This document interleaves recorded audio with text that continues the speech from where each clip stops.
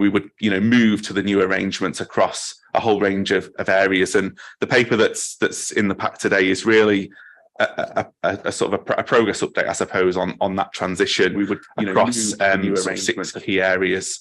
So I won't go through them in detail, but just in brief. The first of those is around looking at our broader strategic framework. And as you know, there are ongoing reviews of the inclusive growth strategy, the health and wellbeing strategy, and a series of other plans at the moment. So it was about looking at that as a whole and using the Best City ambition as an influence on those things both ways, really. But then also looking, and the main point of the paper today, the section of the paper, is about trying to rationalise a little bit, I suppose, the amount of strategies that we have. We have quite a lot as an organisation, and I think there's pretty broad agreement there are opportunities to reduce the number of strategies, to bring them together where that makes sense to do, and to release the capacity that potentially is currently spent servicing that strategic framework to instead focus on actions that we can take. So there were some principles in the paper around looking at action planning rather than creating strategy wherever possible, and trying to coalesce around a smaller number of key cross-cutting visions and strategies, and there is an outline in the paper of what we think those should be.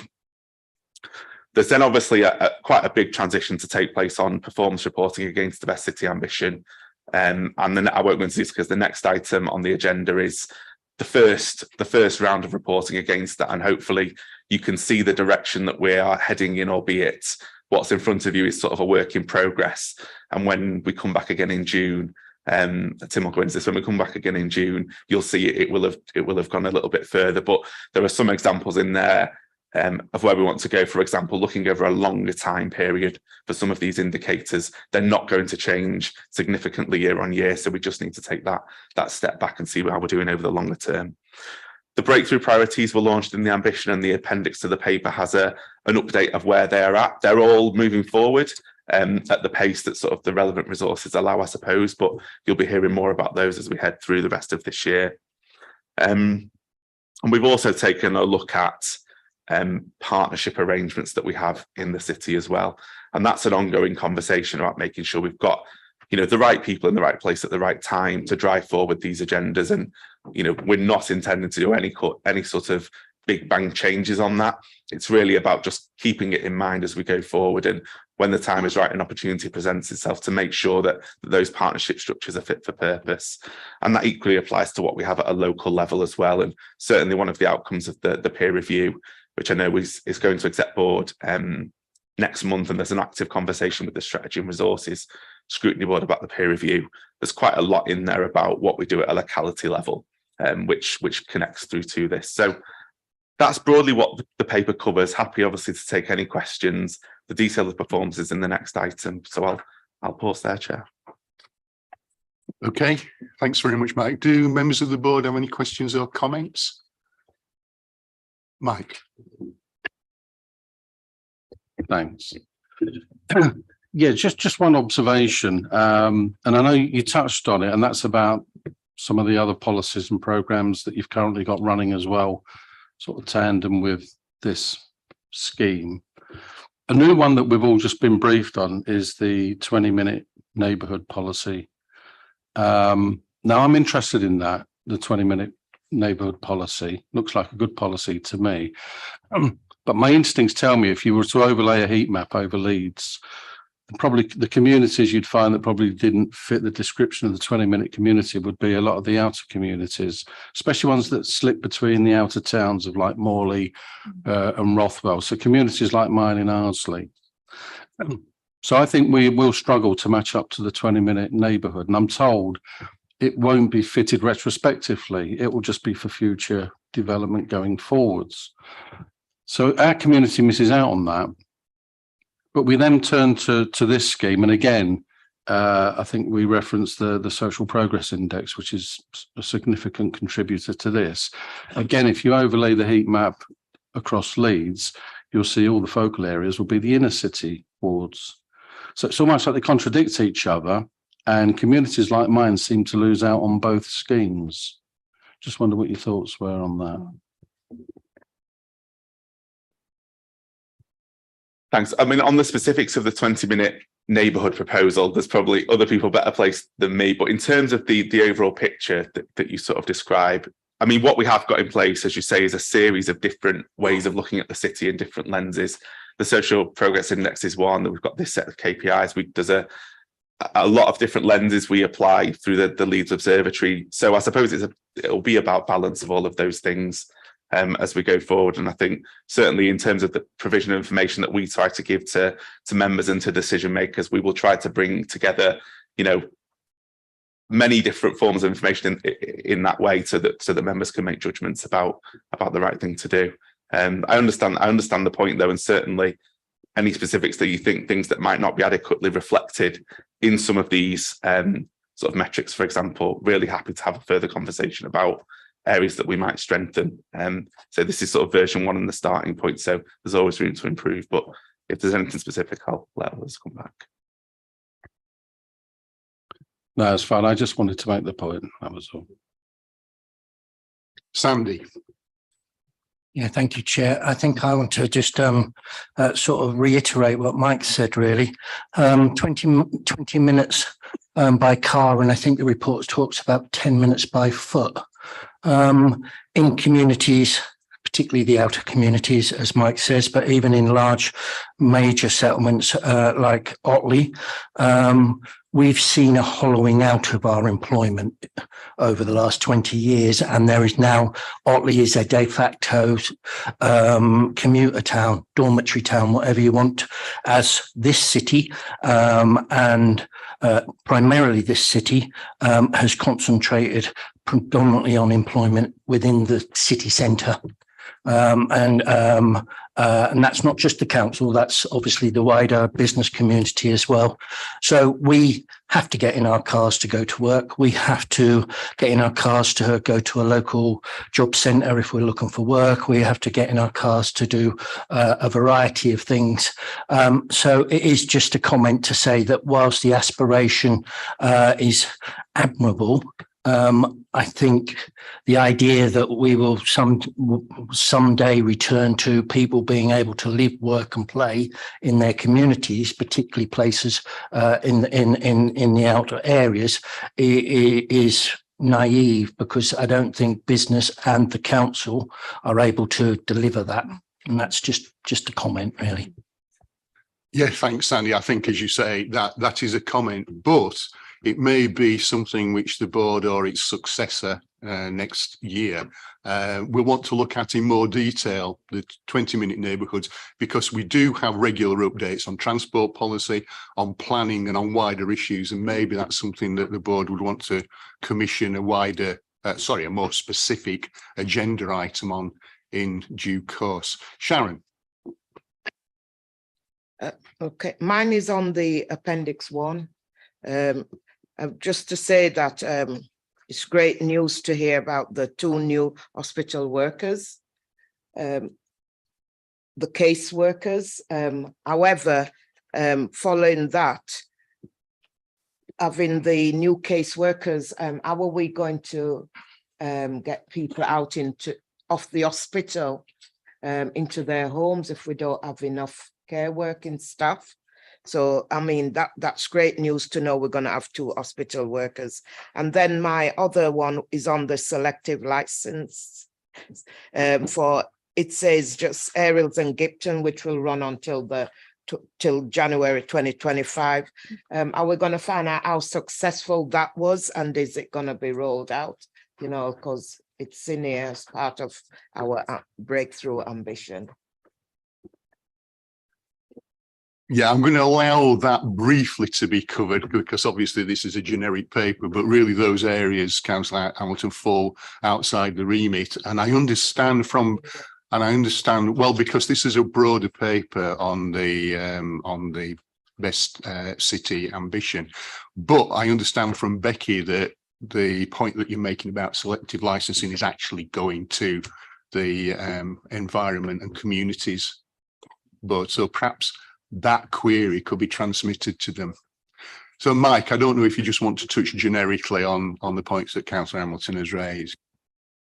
Thanks, Jay. Yeah, I think as you say, that is being picked up through the other scrutiny board, and on the breakthrough priority, the findings of those current selective licensing initiatives will be factored into any future planning that takes place through the breakthrough project as well. So I think if the outcome is positive, certainly one of the objectives of the project is to look at whether that could go further, and that's being done in partnership between the housing service and health partnerships and others as well. Okay, thank you. Councillor Wadsworth. It's just to come back, Chair, to 20-minute neighbourhoods. My ward is served by Geyser as a centre and Yeadon as a centre, but a number of housing estates are outside the area and are not what you would call as a 20-minute neighbourhood. You could get there in 20 minutes by car, but probably not by walking. But there is some public transport, the 966 bus service currently, which operates and serves all those communities. But there is a view to look to withdraw that in February because of cost. So we're actually going back rather than going forward, because that would make the areas of Queensway, which part of that is in Councillor Lay's ward, and Westfield, which is in my ward, would be nowhere near 20-minute neighbourhoods. You wouldn't be able to get to a shop by foot in half an hour. So I just wondered if you'd like to comment on that. And I think Mr. Farrington did want to comment on 20-minute neighbourhoods before. Yeah, so we're having a detailed discussion about this particular matter now rather than in future. So Martin, I think you wanted to chip in, did you? Yeah, it was just in terms of the points made on 20-minute neighbourhoods to make members aware that colleagues in planning are bringing forward the scope of the local plan update for 2028 to 2040. That scope will come to Executive Board shortly, and that will include consulting on the scope, such as matters of 20-minute neighbourhoods, district centres, site allocations where appropriate, and how they then relate to the ambitions for 20-minute neighbourhoods. So recognising the city is in its current position and these are long-standing and long-term issues in terms of change, there will be an opportunity through the consultation on the scope of that local plan at the very start to comment on those matters as they then go through the plan making process, Chair. Helen. Thank you, Chair. I'd just like to comment on, because you're right, we haven't got 20-minute neighbourhoods in a number of parts of Leeds. I'm incredibly lucky where I live in Temple Newsome that I can walk to Halton or Cross Gates. I've got, shops and doctors and what have you. But recognising that this is a problem, this is why it's our ambition, but this has to be ambition going forward. We can't change the past, but we can, and it is very frustrating when things like a bus is withdrawn or threatened to be withdrawn, because it undermines our ambition to have people being able to live and work and access everything they need within that 20-minute scope. So this is about going forward and best city ambition. I'd just like to reiterate what the peer review said, that they very much liked the transfer from best council to best city, because this has to be tackled as a city.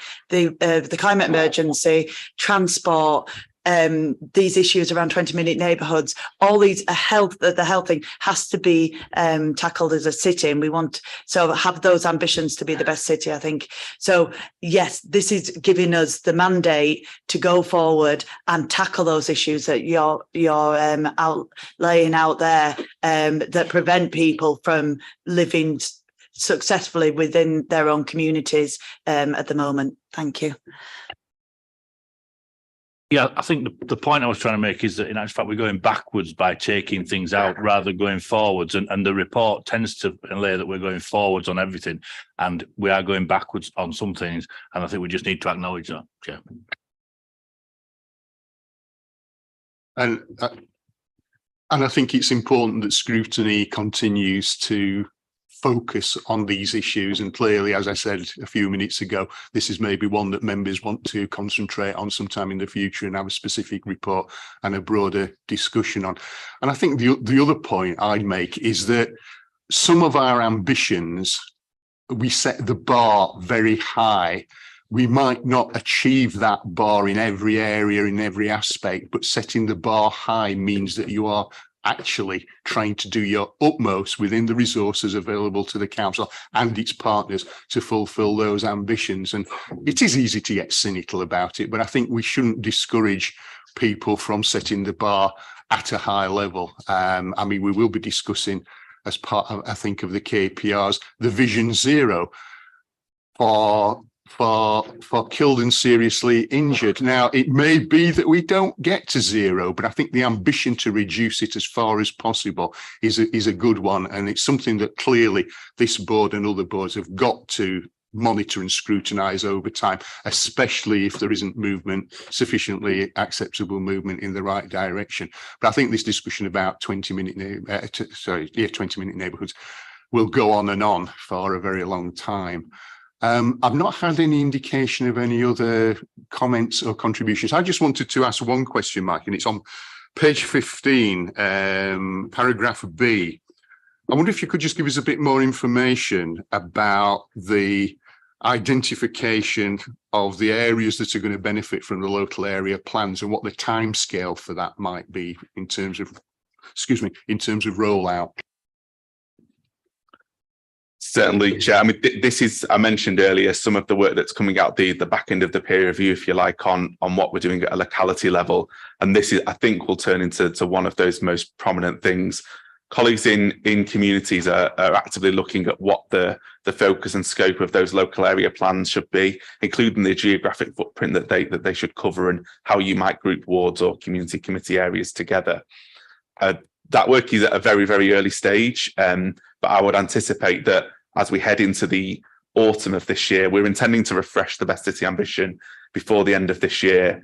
And certainly the hope is that when we do that, we'll be able to bring some more of that work that's going on into it. So I would think by late summer, autumn time, though, this will be a more active conversation with elected members. I think the intention is to take it out to community committees to enable members the opportunity to input as well. Okay, thanks very much, Mike. Before I move on, I think I should register the fact that as part of the development of the Best City Ambition process, we as a board, myself as chair, did feed in a lot of comments which have been taken on board. For example, the need for historic data to be able to make comparisons over time in terms of some of the KPIs. So I think we should register the fact that we have been listened to in terms of that process. Okay, moving on to agenda item 8, performance monitoring.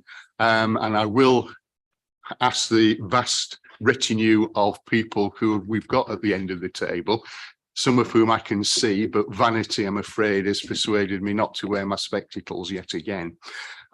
So if everyone could introduce themselves, and then I think Martin and Emma are going to introduce the KPIs, after which I will, as we always do, go through them one by one rather than butterflying all over the place. And I think that helps to keep the discussion focused on them. So introductions first, and then over to you, Martin. Good morning all. Emma Camillo, Price Intelligence and Policy Service. Good morning, Tim Rollett, Intelligence and Policy Service. I work with Emma and Mike on the sort of production of the KPIs and reporting of the results. Good morning, I'm Eva Rutas, Chief Officer for Culture and Economy. Good morning, Councillor Helen Hayden, Exec Member for Infrastructure and Climate. Hello, I'm Martin Farrington. I'm the Director of City Development. Good morning, Gary Bartlett, Chief Officer for Highways and Transportation. Good morning, Phil Evans. I'm the Chief Officer for Operations and Active Leads within City Development. Good morning, I'm Michael Everett. I'm the Head of Finance supporting City Development Directorate. Okay, thanks very much. Over to you, Martin. Yeah, thank you, Chair. So if I go through Appendix 1 and just give a headline summary of the relevant indicators. The first one is the organisational KPIs, where the one here relates to planning applications and the percentage of applications determined on time. I think what you see in the first table is the impact of our performance during the pandemic and coming out of the pandemic, where there was a mixture of limited planning resources, and one of the aspects coming out of the pandemic was a large volume of applications, mainly as it shows in the smaller minor applications, sort of household extensions, etc., which we struggled meet in terms of capacity. But then, as you see in 22, 23, how that performance has gone back to more normal positions, where for majors, it's increased by approximately 9% to 79.4%, determined on time. Minors has increased by 24% to 85.3%. And then the other category is at 90%, which again is a 24% increase. So that's the overview on that one. And then going to the additional KPIs requested by Scrutiny, you have unemployment in Leeds, and in July 2021, that was at 5%. And in July to June 22, it's at 4.2%. So that's a fall of 0.8 percentage points. The average unemployment rate across the core cities was 4.8%. So it's slightly lower in Leeds, and with the West Yorkshire rate at 4.2% and Yorkshire and Humber at 4.1%. So broadly comparable to the Leeds position. In terms of new business startups, number 12, between July and August 2022 saw 774 new startups in Leeds. That's a slight increase from 711 from the same period in the previous year. There was 1.4% fewer business startups in Leeds during the first 8 calendar months of this year compared with the corresponding period of last year. That's according to the latest data from Bank Search. The growth rate ranks Leeds at 59 out of 309 English districts, and Leeds accounted for 15.9% of all startups across Yorkshire and the Humber. In terms of number 13, number of business scale-ups, in 2019 that stood at 585, and in 2020 it was 605, so that's an increase of 20. That data is provided from the Office of National Statistics Interdepartmental Business Register, which is now available on a calendar year basis.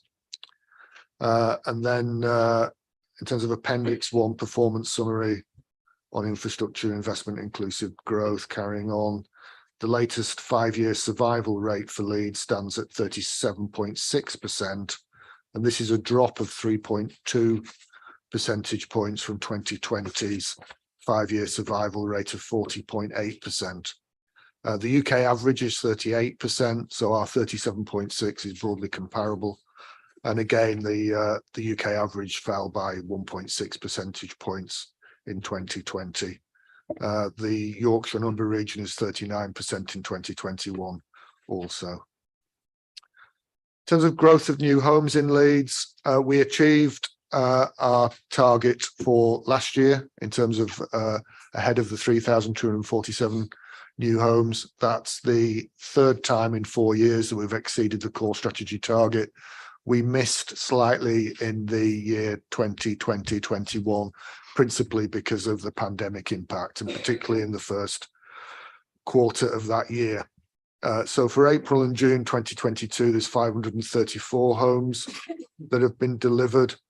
I think in large part that's through the delivery a lot of sites in the outer areas with a number of city centre schemes, because they're mainly apartments coming in blocks and tranches. So we'd expect to see those coming through during the course of the year. But certainly there is a healthy supply line at the moment. I think one of the implications for us looking forward on housing growth is how the starts occur during this year that we're in, that will lead to completions in 2 or 3 years' time in the context of a recession.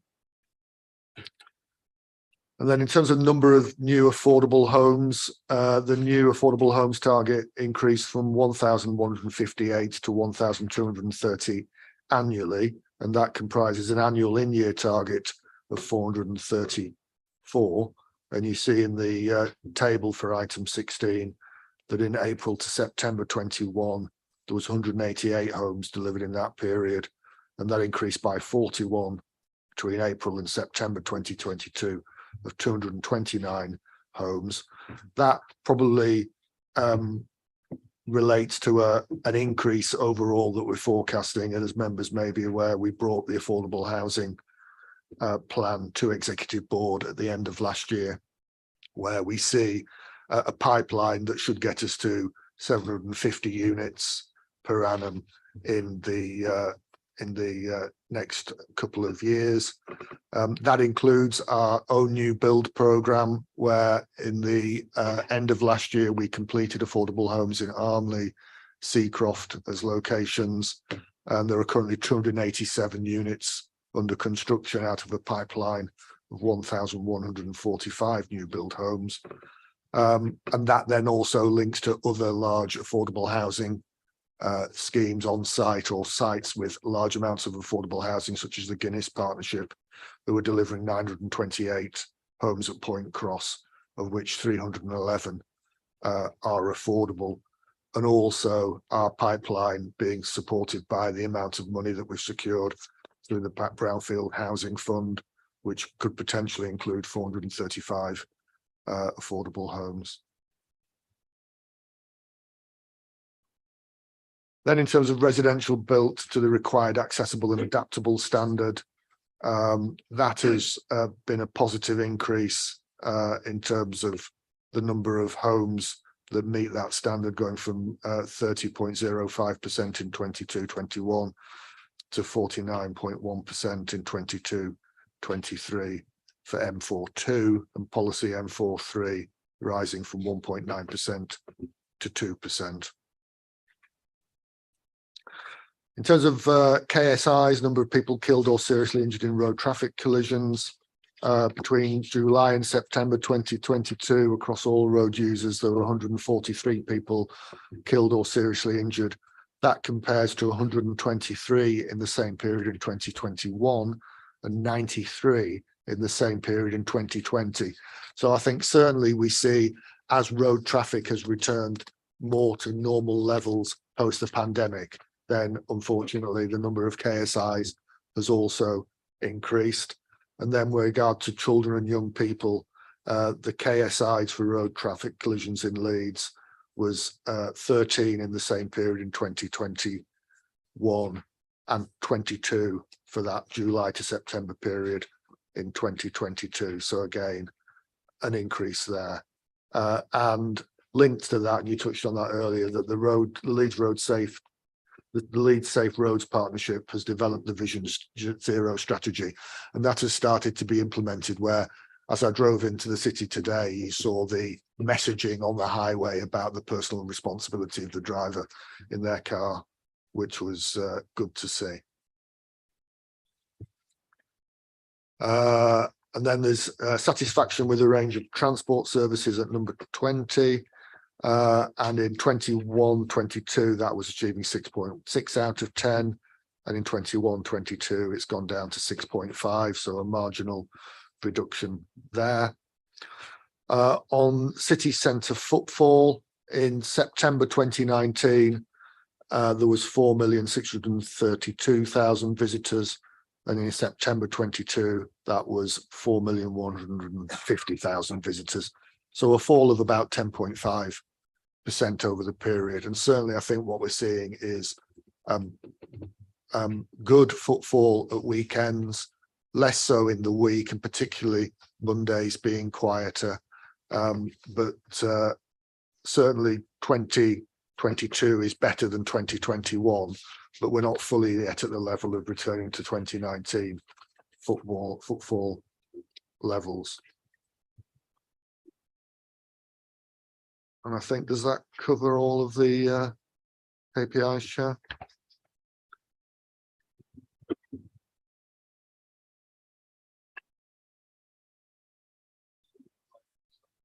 Sorry.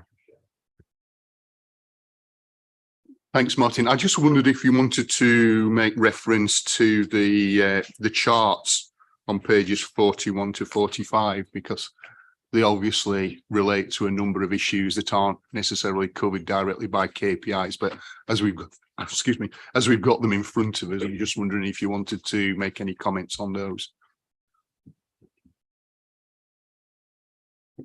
Chair, perhaps I can step in there just with a couple of comments on the overall format of the report itself. So Mike's already obviously set out the context of this being a transitional year for the Best City ambition, and therefore this report is a work in progress moving towards something different. And as an appendix 2, you will have seen the performance indicators under the Best City ambition are contained within there. That is a draft in its first iteration that members of our team are still working on, and you will hopefully have noted that that does contain everything at the minute. We are providing that as an appendix to all performance reports going to all scrutiny boards, and asking members for any comments on the format, and we'll take on board any feedback that you have there. What we are moving towards is having something that will be tailored to each board. So that would therefore include the organisational indicators and those additional KPIs that were agreed we would report to scrutiny, as Martin has just gone through there for this board. So we are working to something that's going to be more tailored for this board, and we'll update in due course. Okay, thanks very much. Do members have any questions? Mike? Yeah, I mean, I picked up on the appendix 2 is the KPI pack for the Best City ambition. Is that right? Yeah. So I guess for me, like you say, this is definitely obviously work in progress, because I mean, some of the reports are a little old and got a fair bit of data missing. But also for me, it was interesting what I mean, I read the comment in the on page 25, and it did indicate really that we'd only get to see the KPIs that we thought were applicable to this board. But for me, if it's part of the Best City ambition, we should see excuse me, we should see all of these. I'm not convinced. Is that the full pack that's proposed at the moment? Is that the full KPI pack for the Best City ambition? It does show all indicators at present, but the intention was that we would have something tailored to the board, which would just show those Best City ambition indicators that are relevant to each board. So I guess just how do we define that? Who's defining that? I don't know if the officers want to come in, but on all of these generic sort of papers, and the budget papers are a good example, we as a scrutiny board have a particular remit. Therefore, we concentrate on those aspects of performance indicators, of budget proposals that relate to those areas for which we have a specific scrutiny responsibility, and not the whole panoramic set of indicators and budgetary measures. It's obviously the most logical way of dealing with it. If every board looked across the board at every single aspect, including those that fell way beyond their remit. And it's going back to the point that Sharon made earlier, and I know she was not very happy that I said that you couldn't pursue them, but clearly individual scrutiny boards have responsibility for particular areas of the council's activity.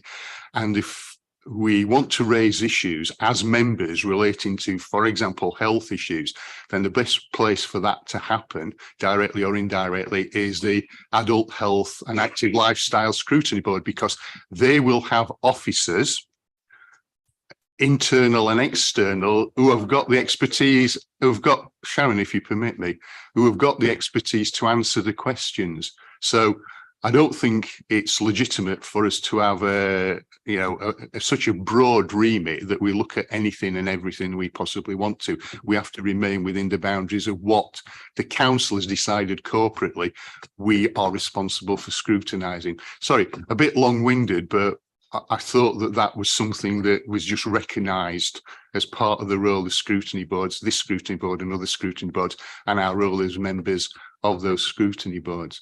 So, Mike, unless I've misunderstood your point, does that kind of satisfy you that they will be looked at? And you've got colleagues on all scrutiny boards through which you can ask those questions. Probably it was the answer I expected to get. It's just that for me, it didn't seem to be a particularly large KPI pack anyway. And I would have thought it would have been a relatively simple process of us being able to review all the KPIs. These KPIs, I'm told, are part of the system that will form decisions on things like budgets and budget spending. So we're only going to be shown part of the picture, when I would have just thought it was an easy process for us to see all of it. I don't think we can progress this any further, really, other than to reiterate the fact that scrutiny boards have particular areas of responsibility, and it is their role to look at the KPIs that relate to their particular responsibilities.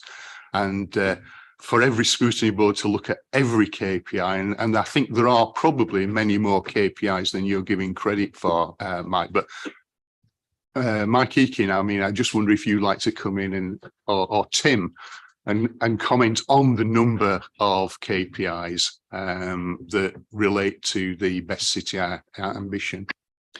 That's right. Thanks, Chair. So we wanted to be open and transparent about what all these wide spectrum of KPIs are. So you've got that broader awareness, but we're aware also that there's that challenge that we might get sidetracked into delving into areas that are outside our remit. So I think the plan in future is to provide this scrutiny board with our slice of those relevant KPIs, which are summarised on page 25 of the report pack. And if any queries come up, we're used to sort of passing those on to the respective colleagues on the other scrutiny boards as well. So that's where we are with the Best City Ambition KPIs, and we'll also include all those KPIs in our annual performance report that goes to executive board. So executive board members get that sort of wider picture across the whole spectrum of performance. Okay, thanks for that. Sandy, I am going to go through each of the KPIs in order, which is the way we normally deal with them, rather than kind of butterflying around.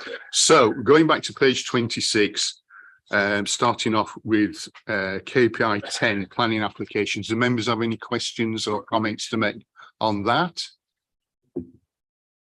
Don't see any indications. So moving on to the next page, 11, unemployment in Leeds. Any comments or questions on that? Could I just interject a quick comment? And it is an issue that raises its head, I think, whenever we have a discussion about employment rates. And it is the quality of employment.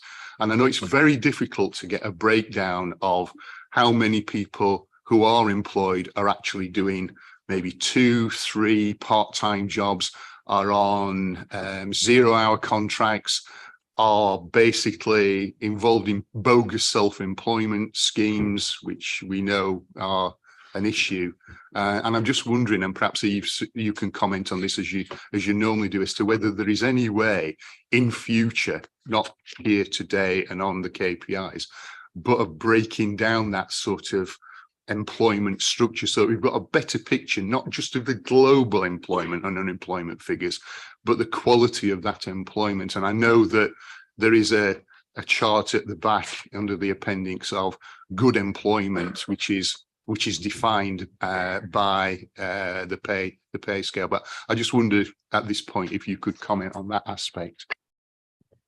Thank you, Chair. So yeah, happy to comment. We've been working on this and discussing it at Scrutiny for several years, and we're actually doing some really interesting, innovative work right now. We've built a partnership with Open Innovations, who people may be aware of. They were previously called the Open Data Institute Leeds, to work with an individual who has expertise in data and has a PhD in this area. And we will also be using the apprenticeship levy to recruit a data scientist that can work in this area on economic data, to develop kind of more less rigorous in terms of being statistically accurate data, but more current in giving us sort of indicators into different areas, so we can get more kind of information about the economy. And I think in a few months' time, it might be a useful area to spend some more time on with Scrutiny Chair, in terms of letting you know a little bit more about what we're doing. And that work will complement nicely the work that we've been doing around the Social Progress Index as well. So happy to happy to do that, Chair, in the future. Thanks very much, Eve. Councillor Wadsworth. Yeah, as you say, Chair, good employment would be good across the city, but this is a global figure as well. And it would be good to have it broken down by ward, because I was on this board previously, and as you know, we've had many debates with employment and skills colleagues about some wards having a lot of unemployment and some wards requiring employment, and it would be good to see it across wards, that data. It would be good to see it. I'm doing it through you, Chair. I thought you were chairing this meeting. So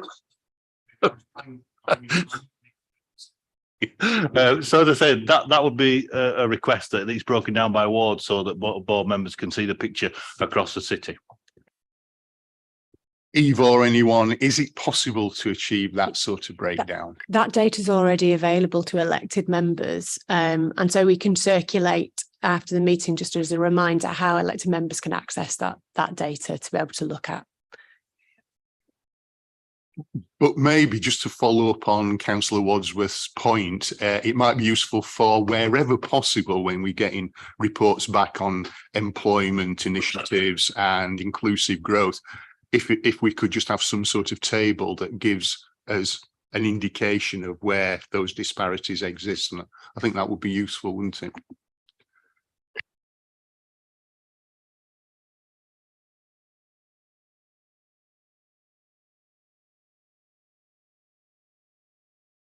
I'll switch the microphone on. Moving on to page 28, we've got the number of new business startups. Councillor Wilson. Thanks, Chair. For this KPI and the next two, I wondered if it's pretty similar to the last point, so sorry if you do already circulate this, but I wondered if you had any data on the types of businesses that are thriving and not thriving so much. I was at a meeting in my ward last night with businesses where we had some council officers who came along to talk about the support available to them, which was brilliant and really valued by the businesses. But a lot of legacy funding, I think, for support for businesses is kind of the B2B sector rather than business to consumer. So I'm very interested in how we're supporting business to consumer businesses as well, which are the majority of those in my ward. But more generally, I just think it's kind of a flip side to a good employment question, isn't it? What types of businesses need more support, either from us or from our anchor institutions and so on? So speaking broadly, without having, without bringing some data right now, the broad trends that we see in the Leeds economy at the moment are that we have a very thriving digital sector, and also our financial and professional services sector is also doing well. So you're seeing continued buoyancy and growth in those areas, and that's a really positive thing, because that's where the new economy is moving, and therefore we need to that is a really useful thing for us. I think the areas that we need to just keep an eye on, particularly at the beginning of this calendar year and and throughout this year, is hospitality, retail and leisure industries. The reason for highlighting those is because we know those are the industries that were most impacted by COVID-19 and took on significant levels of debt during COVID-19 to be able to get through, and are now in a situation where inflation is significantly impacting their cost of doing business. So we're not talking about this KPI yet, but I would expect that we will see an increase in business failure actually in the next period of time. Post-Christmas, it's quite common at this time of year for businesses to survive through the Christmas period and then to make a decision post-Christmas that they are going to wrap their business up.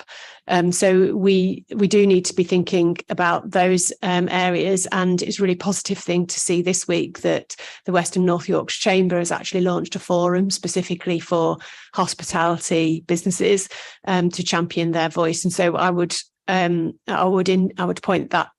point Scrutiny members to that. If you're trying to support some of your hospitality businesses, then the Chamber is a good route for them to be able to have their voice heard and to work together as long as other support. Then just addressing the point about business support. Yes, significantly, the programmes of support that were in place under European funding, there were particular restrictions on that funding that meant that the support primarily had to be business to business, businesses that were doing business to business activity, not necessarily business to consumer. There are less restrictions around the funding that's coming through Gain Share and through the UK Shared Prosperity Fund monies. So as we kind of redesign and launch and extend schemes, we can change some of the criteria through that. And there is work going on at the moment to secure funding through the Combined Authority to continue the next generation of key programmes, including the Adventure programme, which supports young businesses, and Digital Enterprise, which supports businesses for improving productivity by investing in digital. So there'll be a sort of evolution over the next period of time as we move those things forwards. Hopefully, Chair, that gives a reasonable answer. Thanks very much for that, Eve. Councillor Wilson very logically ran 12, 13 and 14 together. Do members of the board have any other questions or comments on those? Helen. I was going to wait till we went, but you did expertly run them together, Councillor Wilson. I'll just add to what Eve was saying about our focus and Invest City ambition as well on green jobs.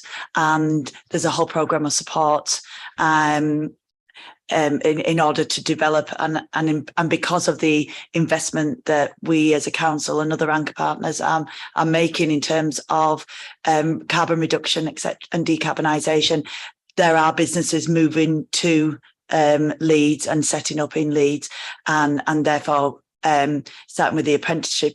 Well, we've already started in 2021, but there's the apprenticeship fair coming up in next month, and the green jobs agenda will have a huge presence there in order to make sure that not just our young people, but everyone can be reskilled or skilled up to take advantage of those jobs. Thank you. Thanks very much, Helen. So moving on to 15, which is the growth in new homes in Leeds. Does anyone have any comments or questions on those?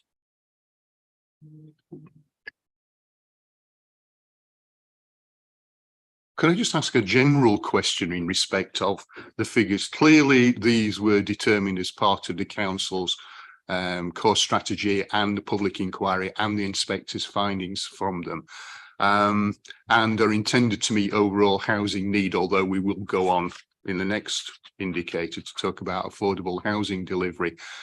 How far are we looking at the sustainability of building those houses? Because on the one hand, there is the need to house people.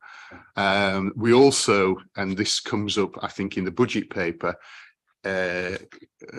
get income in terms particularly of council tax from these properties, which helps to cover some of the gap in funding because of cuts over the last 12, 13 years. But I'm always mindful, and I know other members have raised this in other forums, that if we just continue to build houses, it's not a particularly sustainable way of developing and addressing our climate change priorities, because obviously all those houses will need services, they'll need their waste collecting, disposing of, they'll need water, they'll need roads, they'll need transport. We know our public transport system is far removed from where we'd like it to be. So I'm just wondering how that wider sustainability and climate change consideration is taken into account. And I am aware that Martin Elliott, unless I've missed him, is not here, and he would normally be the one who would comment in more detail on that. But I would like to flag that up as an issue, this housing need compared to the need to address our climate change priorities, and the fact that every time we build a home, especially on a greenfield site or an outer area, we are generating a lot of implications for our ability to deliver our green strategy and our climate change objectives. Yeah, thank you, Chair. I'll try and do the total football and give the answer that Martin Elliott might do, and he can look at it later and score me. I think in terms of the question that you're posing, there's a live issue at the moment in terms of the 3,247 target, that has been a target where there's the expectation in government that we meet that. And if we don't, then there are consequences to the city in terms of developers looking to bring forward sites that may not be allocated, but with the view of they are then helping to meet the need identified. And from a sustainability angle, that creates the prospect of unplanned land in the greenbelt coming down, which is not sustainable. Now, that is in the current and live consultation on the MPPF being put forward as advisory. So there could be a change in the dynamic over the plan period going forward in terms of the weight that members of plans panels might give to the 3247 against where it's not a set target but an advisory position. Although I think through the consultation on the MPPF, that is not resolved at this point in time.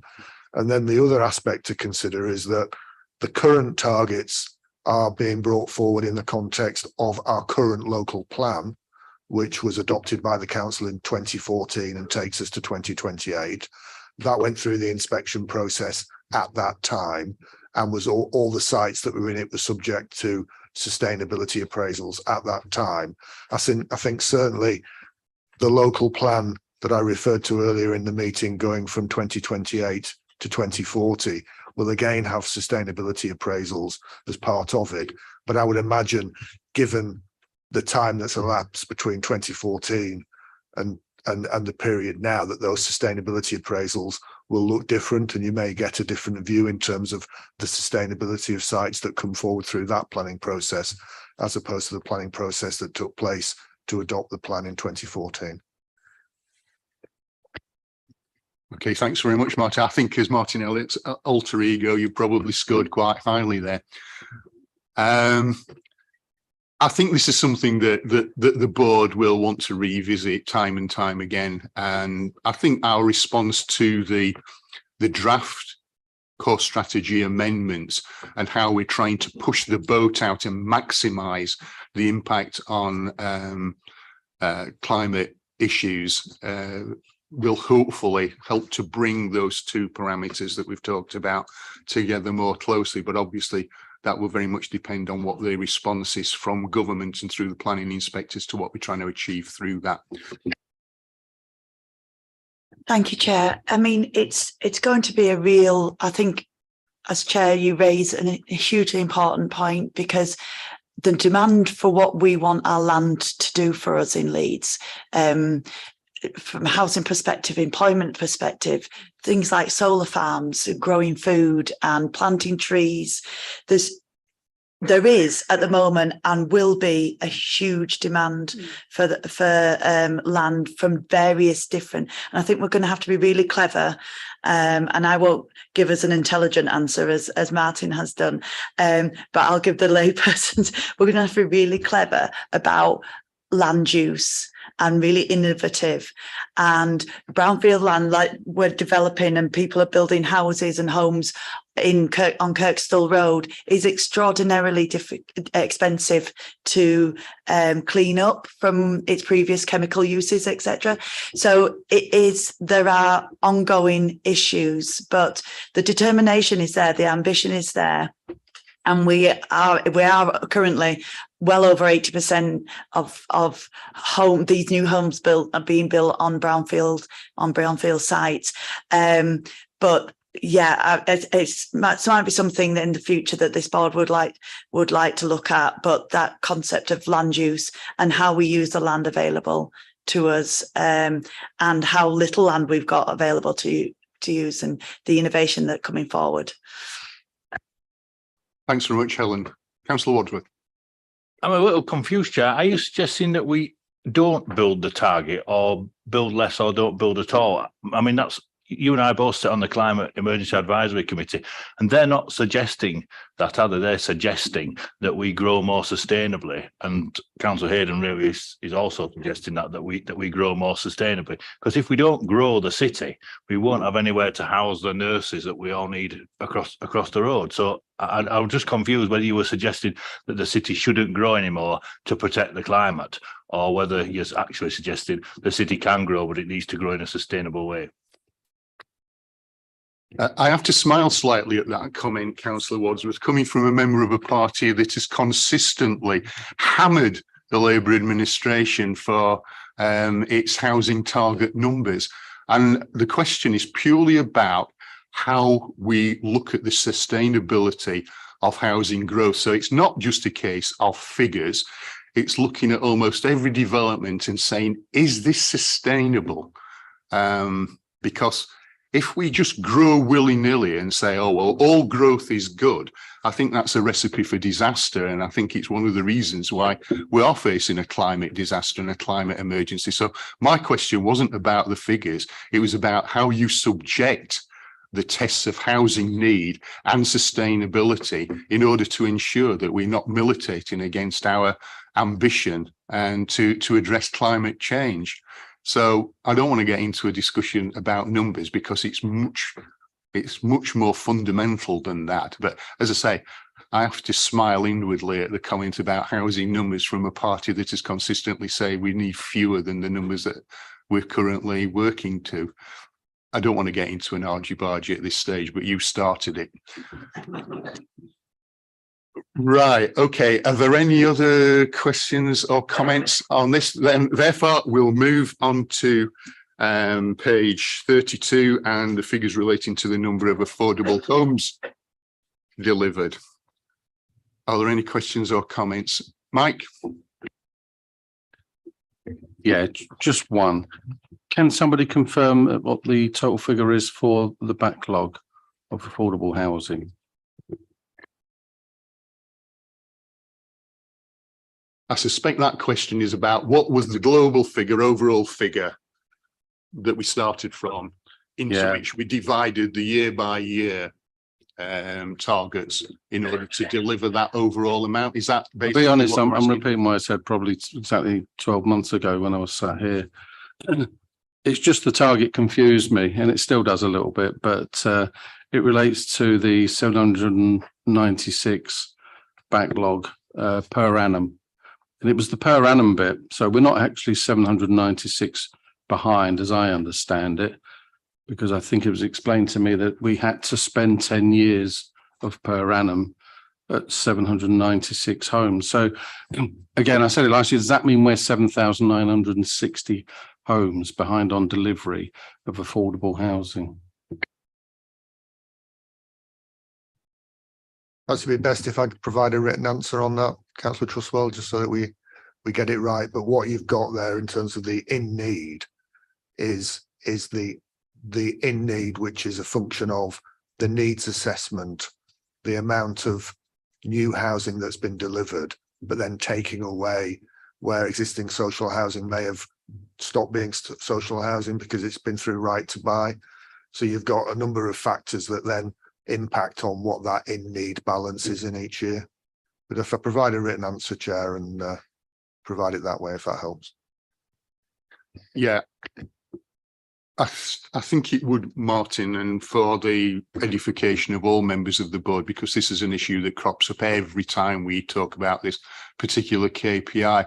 And I think it might be useful for Martin Elliott to provide some indication as to when we might be minded as a council or through the government's planning process to revisit the targets, because obviously we've missed the historic target, year-on-year target, that target that's intended to deal with the shortfall over time for quite a few years. So going back to Mike's point, we still haven't made many inroads into that global figure that we're expected to address over time. And I just wondered if we could get some further information about when and if that will be revisited ultimately with a view to reappraising, reviewing and rejigging the targets on affordable housing in particular.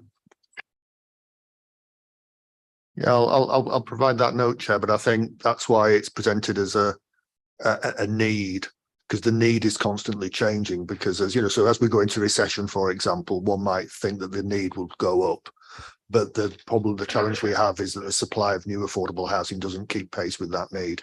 But I'll provide the written answer on the basis of your request. Yeah, thanks very much, Martin. Are there any other points, Sandy? just a thought that came to me really. I had to look up what an M4 3 standard was, and it's wheelchair accessible, I believe. Is that right? Yep. Accepting that. Sorry, I'm moved on to 17. Oh, no, I'm in 16, aren't I? I might be in 17. If I am, I will shut up. Where is it? Is it in 16? Thank you. All I was going to say is we have some really wonderful ambitions like no deaths from road traffic collisions, some other hard targets. Why, accepting that in a multi-story property, why can't all houses be, at least ground floor, be wheelchair accessible? Why are we only building 36 that can take a wheelchair either through the front door or on the ground floor? Surely in the 21st century, all doorways should be wide enough to take a wheelchair. Or missing something. So the target that's presented is the target that's agreed through our planning policy.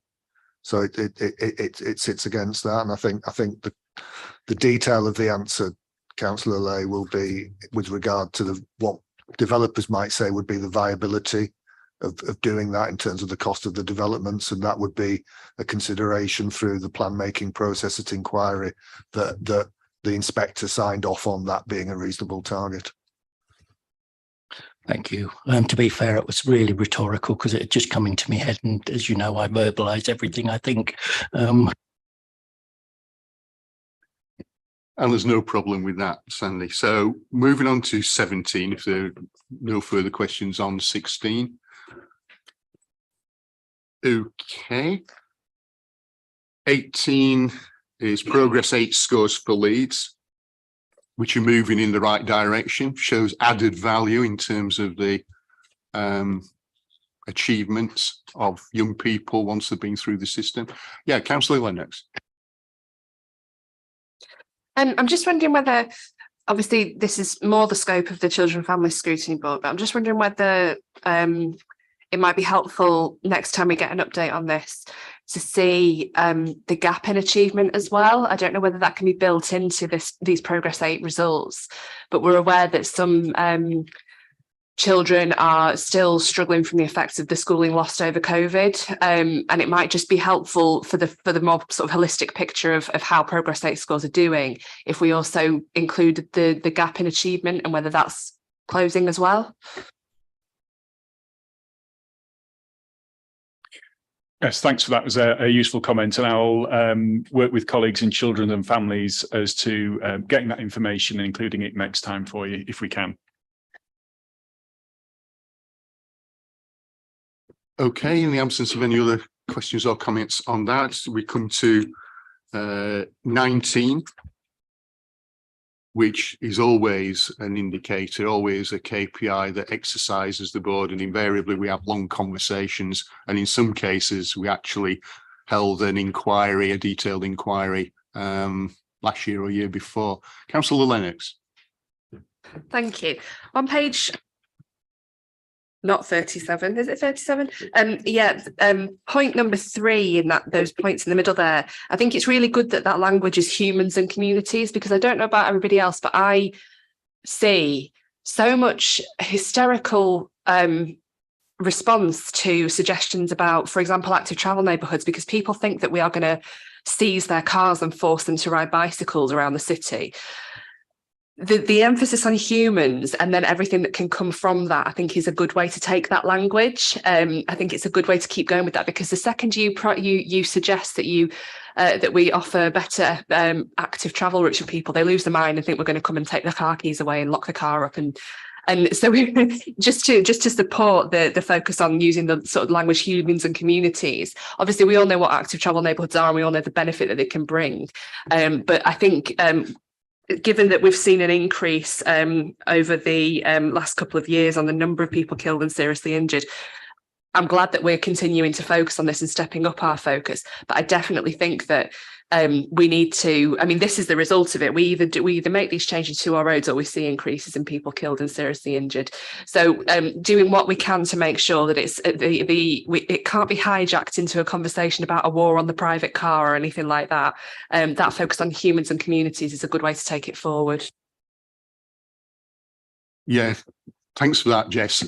I think one of the outcomes of the inquiry that we did in more detail into KSIs and the, as we've now got, Vision Zero approach, is that we should treat the number of people killed and seriously injured on our roads as a public health issue.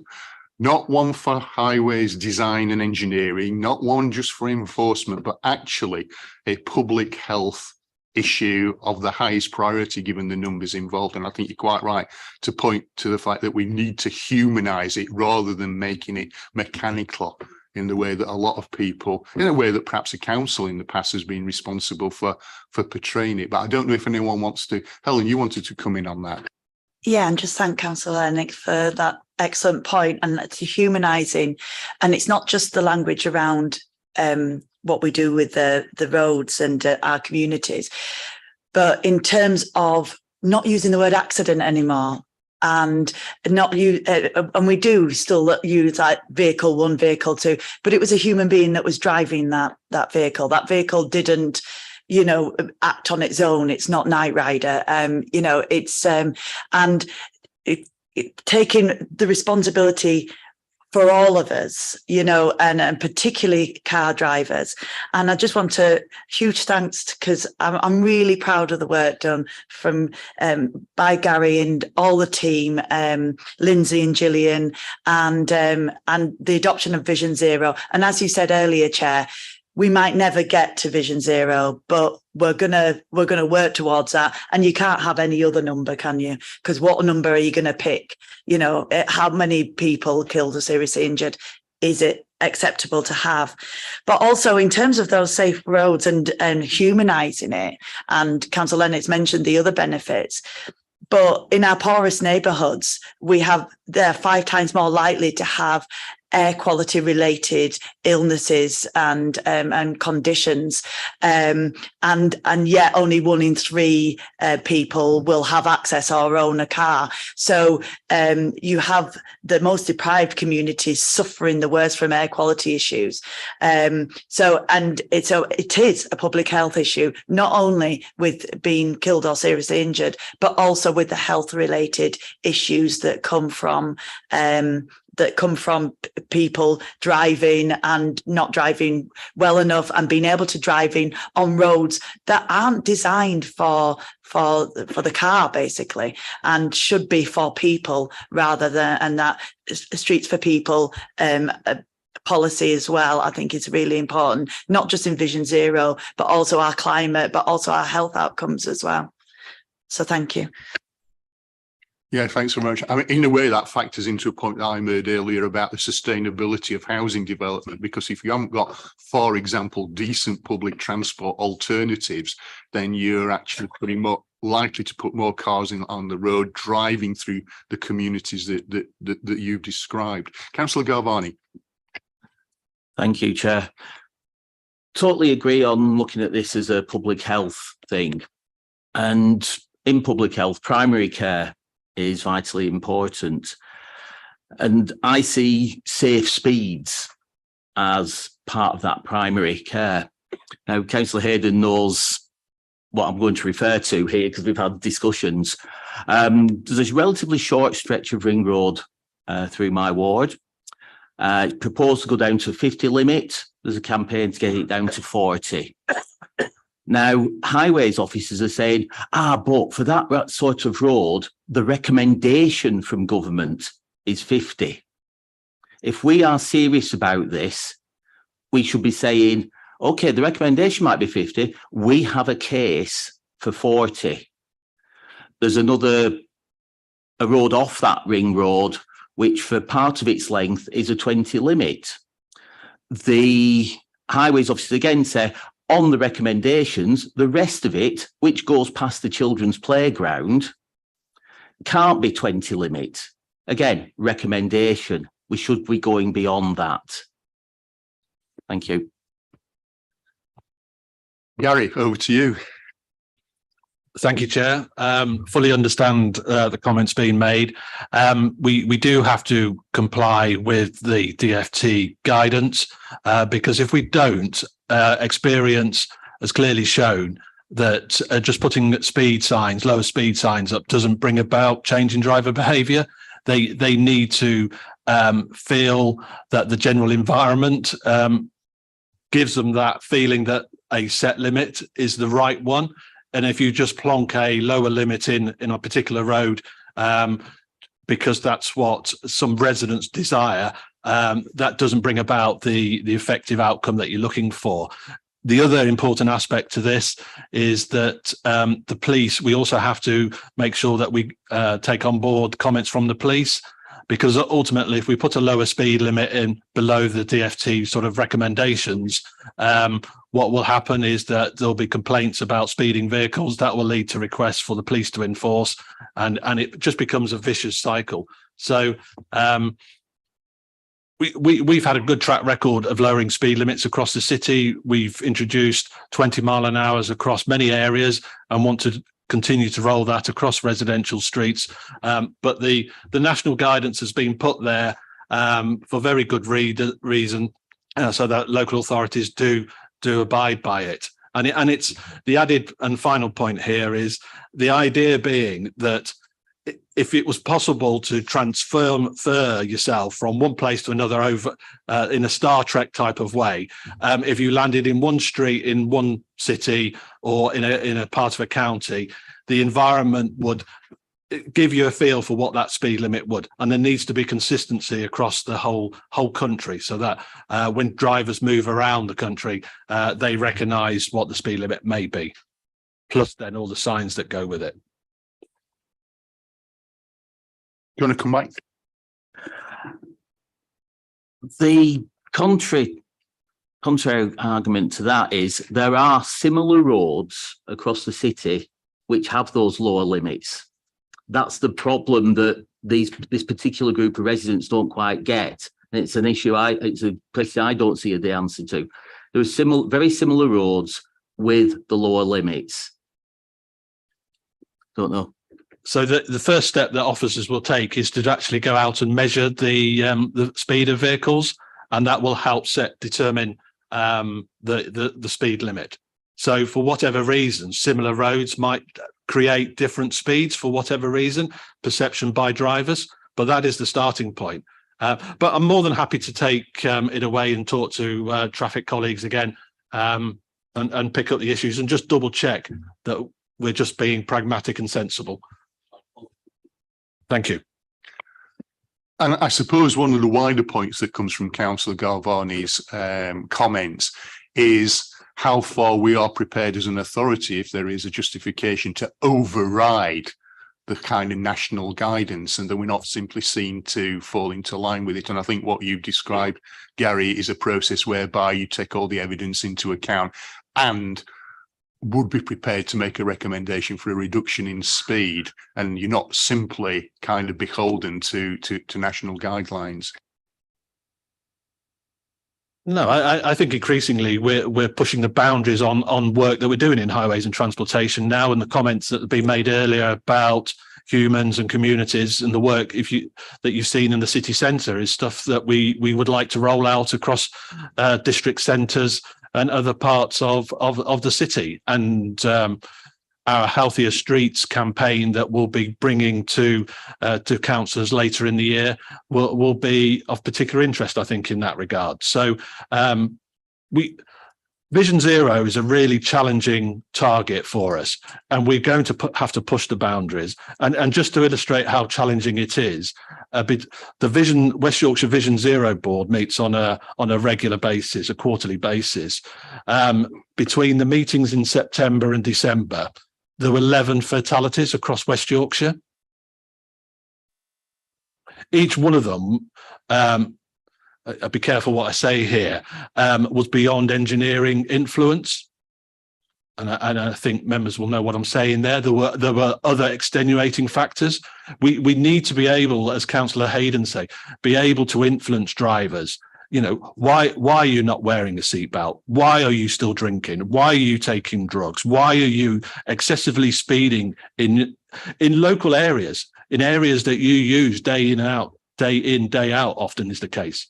And we need to change this behaviour. Otherwise, yeah, we won't get anywhere near that target, but it is the right target to set. Councillor Wadsworth.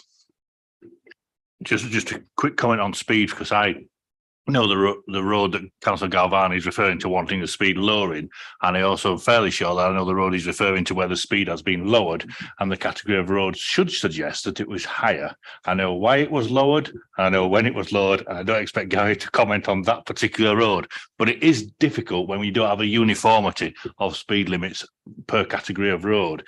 But I was going to comment on point 1 and point 4 on page 37, which refers to what you've just said. Is about bad driving, and I think this week must be bad driving week, because 2 days this week, particularly this morning, I think I've seen about 5 or 6 really clear offences of bad driving that could have caused a serious accident. That's disobeying red lights, texting at traffic lights, and putting your makeup on, believe it or not, was one that I saw, you know, at traffic lights. And it just didn't, not myself, obviously, but I don't want that to be a sexist comment, but I don't put much on. But ultimately, the clampdown, the seriousness of it is that it's not all about just what is highlighted here. It is about bad driving. And post-pandemic, I think nearly every police officer that you speak to says that the standard of driving has reduced since the pandemic, and there must be something in the fact that people are either driving less or are less informed about what they should be doing, and I think that's where we need to concentrate our activity. Yeah, I think we'll take that as a comment. I think we've all had the experience, as I have, kind of driving up the A65, people driving suspiciously slowly, and you think, is that a very careful driver in front of me, or someone who's actually texting? And I suspect usually it's the latter. Councillor Alderson. Thank you, Chair.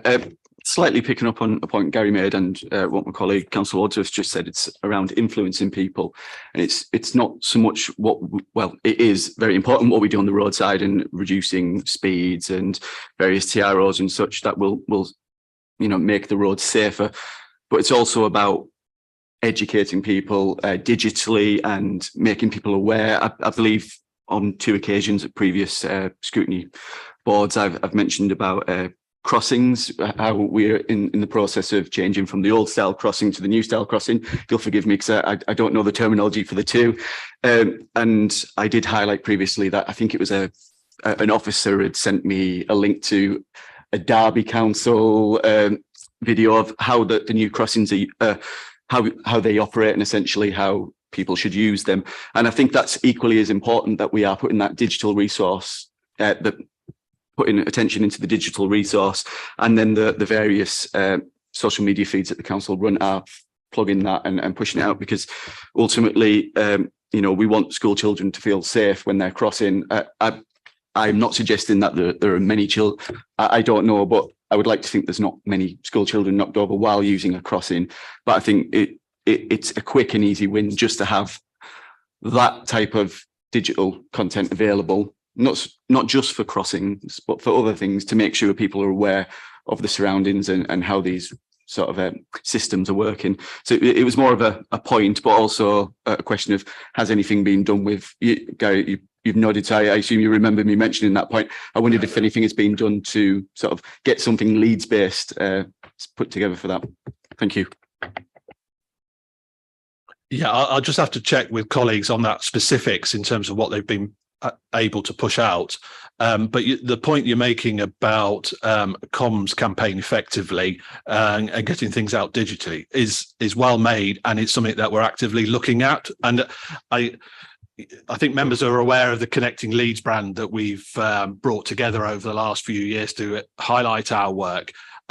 What Vision Zero needs is a similar sort of campaign for West Yorkshire, and only yesterday we were looking at Northern Ireland's, I just have to look, Share the Road to Zero campaign. And if members are interested, it might be worth having a look at that, because what that does is it does exactly what you've just said in terms of all partners feeding into that one conduit to try and get the road safety message out. And if we can get, in an ideal world, all 800,000 people in Leeds signed up to receive those messages day in, day out, which are pumping out road safety messages, like the message that Martin referred to that have appeared on our variable message signs today about Vision Zero and driver behaviour. And it's that you drive, you influence the right foot, not me, not my highways and transportation service. You all are in charge of that right foot on the accelerator. And that's going to be a major piece of work over the next few months that we'll be taking to the Vision Zero board, so that councillors like Councillor Hayden can comment on it, and hopefully we can approve it and get it into use. Helen. Just to add to that, just because Gary said that they're actively looking at the digital, it's more than looking, to be honest, because we've changed King Street in the city centre to two-way. So the crossings will tell you, will shout at you to look both ways now. But also what is it Dane has done? Yeah. What he's done is contacted Spotify. So when you've got your headphones on, and I'm not this savvy, to be honest, I don't, I've lost my earpod. I don't even know the name for them, but anyway, they're so small that I've lost them.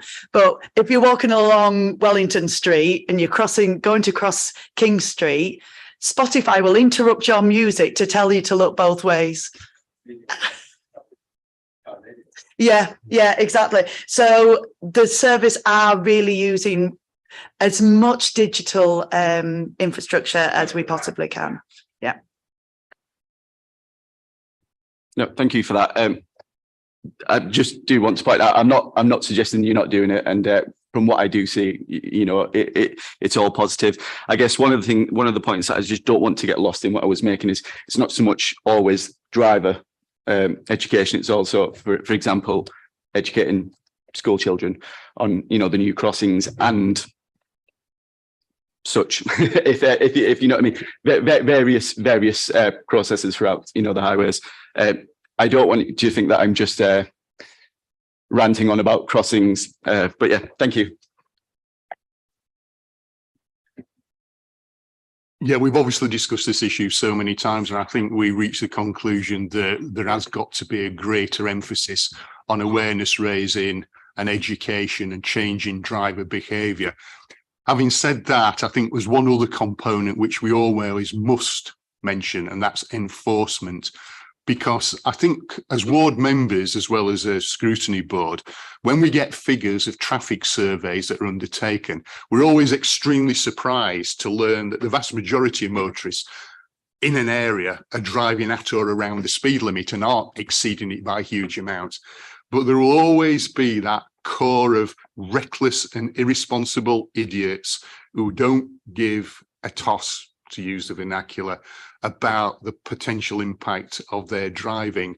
And I think it's very clear, if you look at the figures, that we've seen an increase since about 2012, 2013, in the number of people killed and seriously injured, at the same time as police resources, not just for addressing the issue of reckless driving, but across the board, have been diminished. And I can't help but think that there is some correlation between those two elements. So yes, education, awareness raising, absolutely vital, and that will yield hopefully dividends in the future. But without that enforcement power to try and get some of these lunatics off the road, and I'm not naive enough to think that even if you take them to court, they won't then go and drive, even if they're under the aegis of a ban. But unless we've got greater enforcement capacity, however that manifests itself, I think we will always, be behind the curve. Gary, I don't know if you've got any perceptions on that, the relationship between enforcement, police resources, and the impact on KSIs, but I would be interested for a brief comment on it. I think you're right. I haven't got any specific statistics to hand, but we've made that point. In our industry, we always talk about the 3 E's, which you've alluded to: education, I'm going to forget them now, engineering and enforcement. And enforcement has dropped off in recent years. What is pleasing to note in the Vision Zero board environment, where the police are heavily represented, is that the roads policing unit seem to be getting staff back up again, which will help this agenda, because everybody has to pay their part. All partners, and engineering factors will come into it. Education will come into it, as has been alluded to.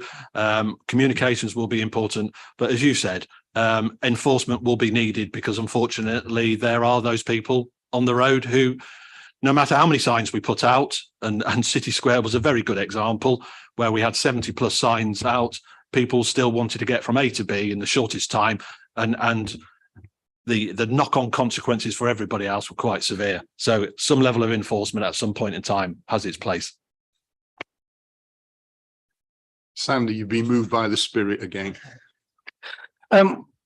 It's true we're looking at moving camera violations now as well, isn't it?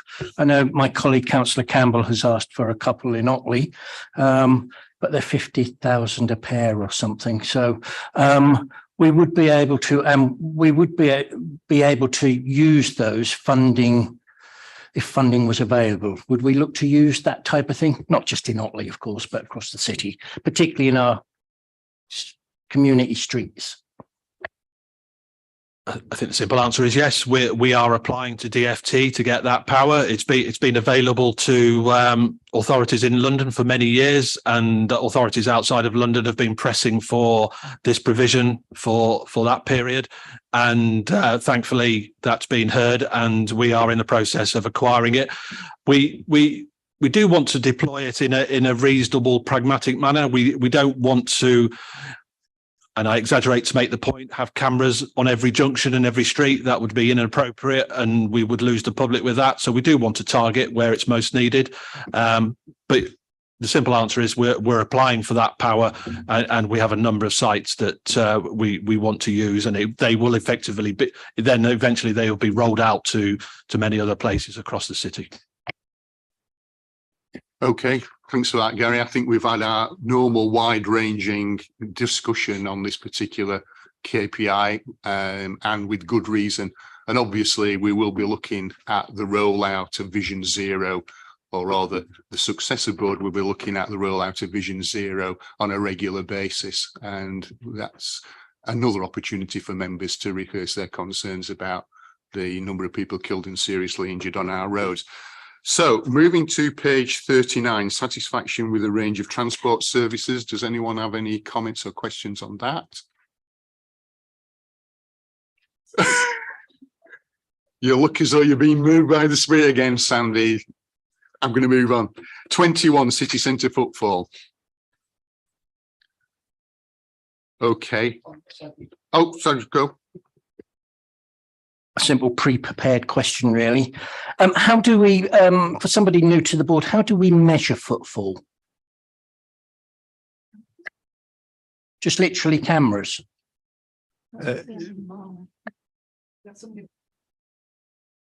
Yes, thanks, Chair. Probably there's a sophisticated set of equipment that's based primarily in the city centre that actually operates a camera-based system that records people that moves past various points at various times.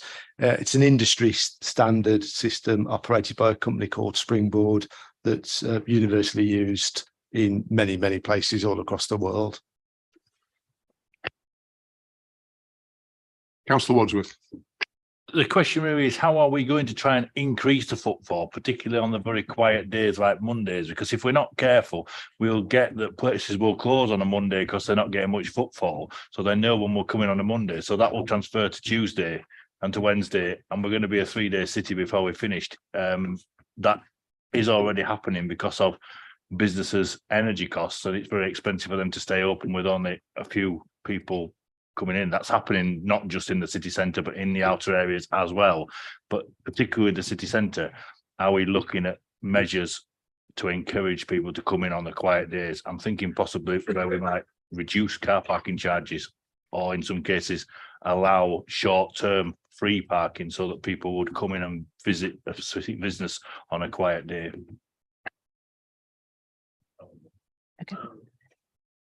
Chair, I'll come in first, and then my colleagues may wish to add. So just I think it's probably useful just to add a little bit of commentary to the KPI that's in here, because the data on footfall, obviously, we've got is very current, so we get it quite regularly. So the useful thing probably to update the scrutiny board on is that the overall footfall for 2022 was up 34% versus 2021 overall, like when we got the data to the end of the year.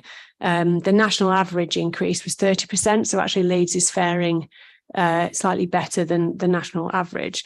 The week before Christmas was incredibly strong, with several retailers in the city reporting that they'd had their best ever trading week at the back end of 2022, and December footfall was 15.3% up compared to 2021. So I think that just the overall message has to be that actually Leeds, as in the context of the city centre, is actually performing in the context of the overall economy in a strong position. To answer your question, yes, there's been things written about what they call Tuesday, Wednesday and Thursdays. You put the acronym in, individuals who choose to come in on those 3 days of the week, and there's some research been written about that seems to be a pattern that is emerging, and certainly what we're seeing in footfall is Mondays in particular being much quieter. I think we in some ways we shouldn't necessarily see that we can reverse that trend with offices and employers. It's not necessarily a bad thing that people have some flexibility around their ways of working. We've just been talking about 20-minute neighbourhoods earlier in the agenda, and actually for some people to be able to work from home 1 day a week or a couple of days a week, it increases, improves their lives. It actually means that they can do other things in their life. So I think that's here to stay with employers. That's certainly what we see. And in a very competitive labour market, employers will offer that level of flexibility to their employees to be able to work from home some of the time. So I don't think we can change what's happened, the acceleration of trends that happened during COVID. I think what we can do is all of the work that we do collectively between ourselves in economic development, my team, and working with Phil's team in city centre management around looking to make sure that there is real reasons why people want to come into the city, and that when they are here, they're able to enjoy themselves and access things that they can't necessarily access when they're in the local community. So with the fact in mind, we've just launched our Year of Culture. Leeds City Centre provides access to cultural experiences that you can't get elsewhere, and also retail experiences of a very high quality, which are things that people want to do when they come in for work. So it's a sort of combination of effects, and we keep working on those, but we have to accept that the general trend in the economy is that people are going to work more flexibly, and you're not necessarily going to see that return on Mondays, in the same way. And Chair, I just add on to that realistically that we don't have all the levers to actually make those changes, but what we do have is we have very strong partnership relationships across retail and hospitality, particularly in the city centre. We keep in very close contact with them, and as Eva said, our role is putting in place measures that make sure that the city centre is animated and curated better than it may have been done previously when there wasn't such a challenge. And so we work very closely with the major retailers in terms of working with them and the bid, so that we are able to sort of provide some added value for the city centre to be a venue. I wouldn't underestimate the issue about hospitality in that.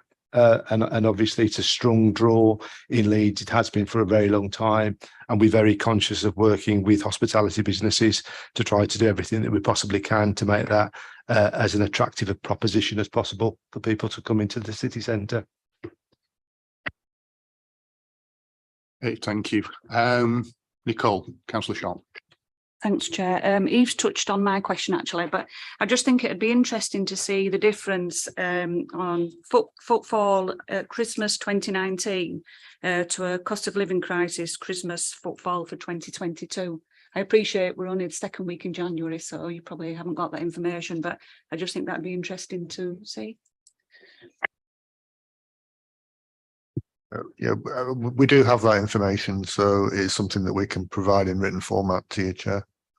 Yeah, I mean, just this is live data, and I get a report every day on the footfall from the previous day. It's something that we monitor on an ongoing basis. Thanks very much, Martin. If you could provide that information to Becky, then she can disseminate it to board members. Before we move off this particular item, just one question on page 45 and the charts, the graphs that we've got on there.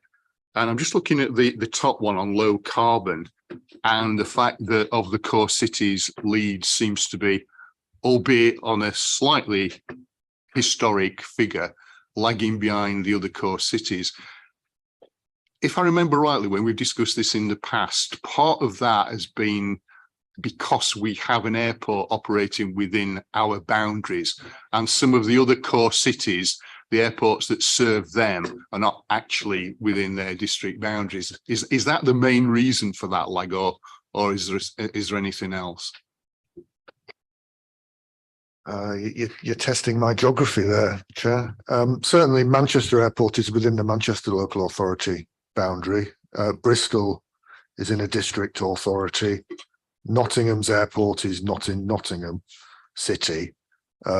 Sheffield, I suppose the airport there would be Doncaster Sheffield, which no longer operates. I'm not sure on Birmingham and Liverpool. Birmingham's in Solihull. So it would appear Liverpool's in Liverpool. Liverpool's in Liverpool, Manchester's Absolutely. in Manchester, and Leeds is in Leeds. There you go. So it really takes me back to the wider question of why there is this disparity, clear disparity between Leeds and the core cities. I don't expect an answer now, but perhaps we could have some information in future, or if there is more information available, perhaps that could be disseminated informally through to members. But it does seem to be quite a big gap, and I thought part of the explanation that were given previously was having an operational airport within the boundaries, but you seem to have said that. So it would actually be quite useful to have that information, because clearly this scrutiny board does have a responsibility for looking at transport issues. And if this is an issue, then it's something that perhaps needs to be looked at with a greater focus. Okay, well, thank you very much for that, everyone who's attended, for our perambulation through the KPIs and for your responses and detailed support. I suppose most of the officers at the top table can now depart.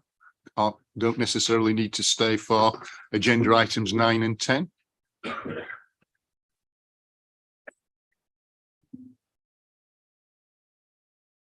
Okay, so moving on to agenda items 9 and 10, and it's obviously logical to take these together because they're part of a continuum. I don't think we need any other introductions now. I think they were all made earlier. So who wants to kick off on this? Is it you, Phil, or Martin? Do you want me to item and could you just take us very briefly through the various elements of it? The first one, of course, are the in-year challenges of making the savings and balancing the budget in this financial year. And then the remainder are the issues that we covered in our working group, which I'm pleased to say most members attended in December, in terms of business as usual proposals and a couple of service review issues. And I should just add at this point that I would hope that members would be happy for us to communicate to the executive board those issues that we raised at the working group. In future, I think if we are to our working groups, which are private meetings, then we at least need the minutes of those coming to the public meeting, so that for transparency's sake, at least there is a publicly available document that demonstrates what we discussed in the working group. So if members will approve there are notes of the working group, which I don't think have been circulated to all members, have they, or have they? No, they've had the presentation with the notes on side. Right. Okay, well, for your greater edification, Becky did produce some notes, and I'll circulate those, if only for information and aid memoir for members, particularly those who attended the working group. So, Martin, floor's yours. Yeah, thank you, Chair. Perhaps if I give a brief overview of the in-year position in item 9, and then I'll pass to Phil and Michael to talk through the proposals for next financial year. So in terms of this financial year, in table 1 on page 54 of the pack, you can see that in period 7, the council as a whole was forecasting a total overspend of 15.424 million, with significant pressures in children's services and also pressures in resources. So looking corporately and the aim to try and mitigate that as much as possible, we've worked hard as a directorate to manage our own budget pressures. So at period 7 of this financial year, we were forecasting a balanced budget. And that's the position that we're looking to move forward on. And if we can make slight improvements on that as we move towards the end of this financial year. Achieving that is not easy. And as the report outlines, there are a number of pressures that we've had to manage. Members will be aware that as a directorate, we are reliant on a lot of income, and that income is also relates very largely to the health of the economy. So we have challenges there. But on page 61, you see some of the key areas of the pressures that we've had to manage. So in planning, we touched on volumes and performance in the earlier paper, and you can see that we've got a staffing overspend of 0.4 million as one of the means in which we've managed to address that caseload challenge. Overspends on the net impact of the pay award in high wage transportation, which nets off the additional income that we've generated throughout the year, and then pressures in markets and the city centre and a shortfall of 0.7 million. And the market is probably similar to retail overall in that regard. So in order to balance that in 22-23, we have had budget action plans of £3.2 million, and that's how we're looking to balance the budget, where we are forecasting that we will achieve those in the round. So that effectively covers where we are in this financial year in headline terms, Chair. And I'll pass to Phil to talk about next year's proposals. And just to note, Chair, as you alluded to earlier, that position reflects the overall state of the directorate, which covers some areas which are the remit of other scrutiny boards, but this is the entire picture for the entire directorate. And as Martin said, happy to take any questions on that in-year position. We do expect that to improve somewhat our next reporting period, period 9, period 10 moving forward. But I'd echo Martin's comments about really challenging to get to a balanced position given all the inflationary costs that have had to be dealt with this year. In terms of the second report, and a very comprehensive report is presented, and again it shows the position across the authority as a whole. I'd particularly refer to appendices 2 and 3 of that paper that show the business as usual savings, and then the 2 service reviews that the directorate has proposed to take forward. Those proposals get us to a position where we deliver in excess of £11.67 million worth of savings for the next financial year, which is a significant element of the council's overall savings target for next year. We did go through them in some depth at the scrutiny board briefing, but they're all sort of detailed, and I'll happily take any questions on any that may happen, any questions that members may have on any particular ones, but I think they are as set out previously. Okay, thanks very much, Martin and Phil. Do members have any questions or comments on the overall budgetary issues that that faces? Could I just ask a question about the service review area and the staffing post reductions that are implied in there? Clearly, it's very early days, and you probably can't give us any specific examples of where those posts might be deleted or removed. But it's very difficult for us as a scrutiny board to endorse an approach or to say we've scrutinized it if we don't know the detailed components. Will there be any opportunity, and I do appreciate pressures and logistics of this, but will there be any opportunity for the board to comment on any of the specific proposals that relate to that service review as and when they're firmed up to any greater degree? Yeah, Chair, as you say, it is early in the process. If I set out some of the principles that we've set out and that we've started the engagement with the trade union colleagues on, that may be helpful. And then I can come back to sort of how the board can engage on that. So just to put some context behind it, £822,000 is the saving target that's required to deliver.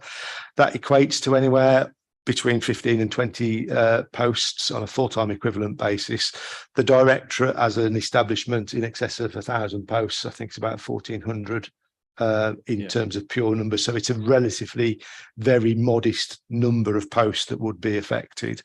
What we're seeking to do, and this is the conversation that we had with the trade unions prior to Christmas, and actually we're meeting them again this afternoon to follow on that conversation, is we are seeking to deliver those reductions in accordance with the council's overall hierarchy as to how it manages staffing reductions. So first thing we're doing is looking at posts that have been vacant and posts that may have been vacant for some time. So they've existed on the structure, but we've held them vacant, partly as a result of trying to manage out the savings challenges that we've had for a number of years.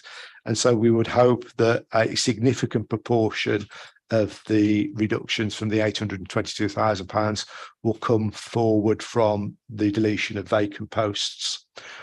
There is an element that we are alive to about what does that mean for retained staff and the well-being of staff where there has been a reduction, and we're conscious that we need to talk to our trade union colleagues and our workforce about that.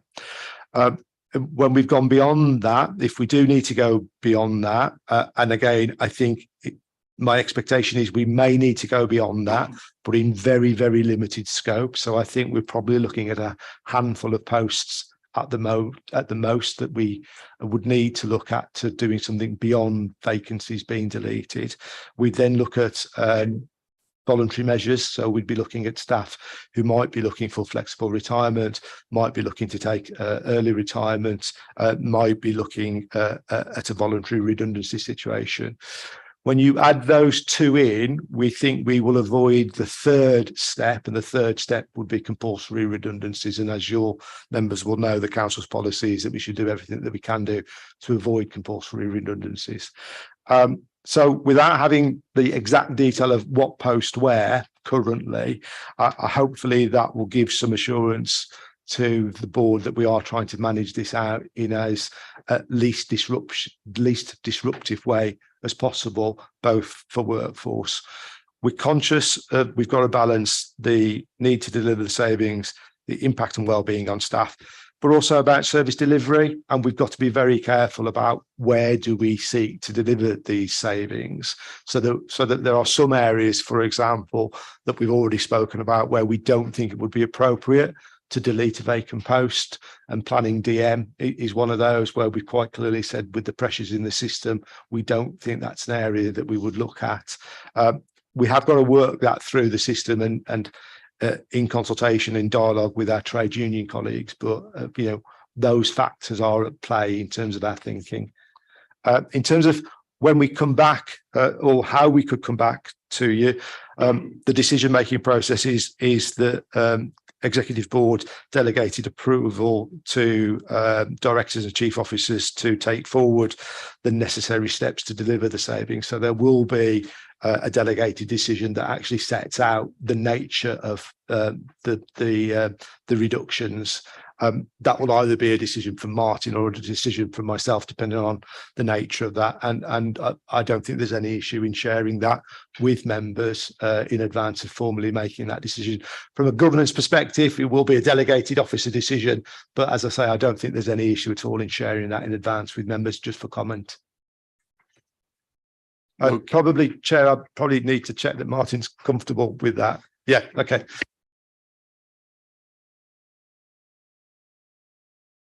I was just going to say regarding that, obviously we had the early leavers initiative prior.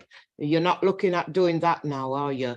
Because to me, I think the council should have set up a panel when they were looking at the early leavers initiative, like we've done in the NHS, when it was a specific department that needed to close, amalgamate, etc. And I believe that the council let a lot of people, experienced people, go in the early leavers initiative, and now and then we end up not having certain people in place and etc. So what I'm saying, I'm glad you're not looking at the early leavers initiative, because what I would say, you should have a panel and you go through and see what the service need, what, you know, can we let this person go, etc. So that, I'm glad you're not doing that.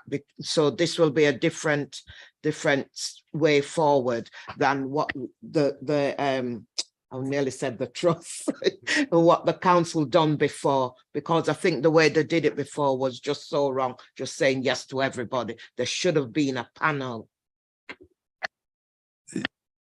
Chair, yeah, we'd agree with that. I think there were a particular set of circumstances in relation to the last round of Eli, that there were some deadlines that were mooted by government that meant that there was a very small window of opportunity to actually make the changes that we did make. We have reflected on that, and there is no proposal within city development to do a general offer to staff.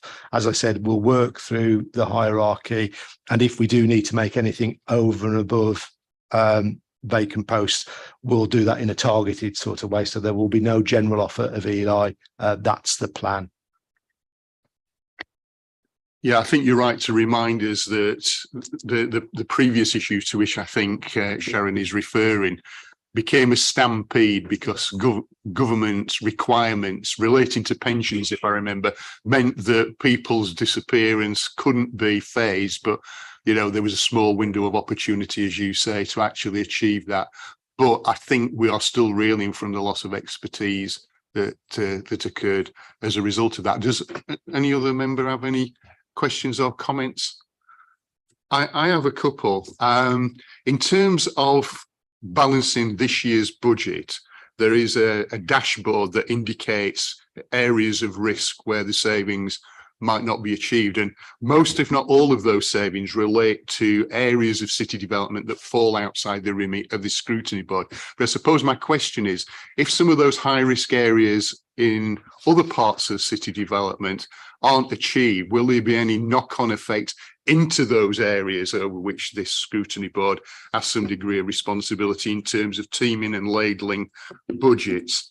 I do take your point, Phil, about the fact that the number of the number of posts to be deleted as a result of the service review is relatively small, 1.5 to 2%. But that's on top of the loss of a lot of staff. And I don't know what the figures are since 2010 for city development, but I suspect there have been a fair proportion. And members continue to be concerned about the impact on staff and the pressures on them of fewer people doing the same or even more work, and how we safeguard their welfare in that respect, because clearly the council is nothing without its staff, and they are our most precious commodity. in addition to the vacancy factor, which I think has been enhanced to a degree in order to meet in-year pressures this year, we've also got a kind of concomitant issue, and I'm just wondering how far it touches city development, of having difficulty in recruiting staff to some posts, even those that we want to recruit to. And I just wonder whether there are any areas of city development where we've got recruitment difficulties, which again could cause further pressure for the staff who are currently in post if they're losing colleagues and having to share some of the workload.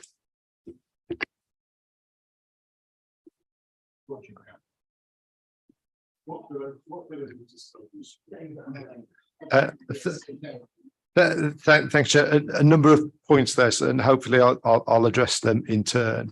I think in terms of reporting, we report the position to members in accordance with the council's financial systems, which are broken down by service. So what you see is you see a situation for actively is a situation for asset management, a situation for planning.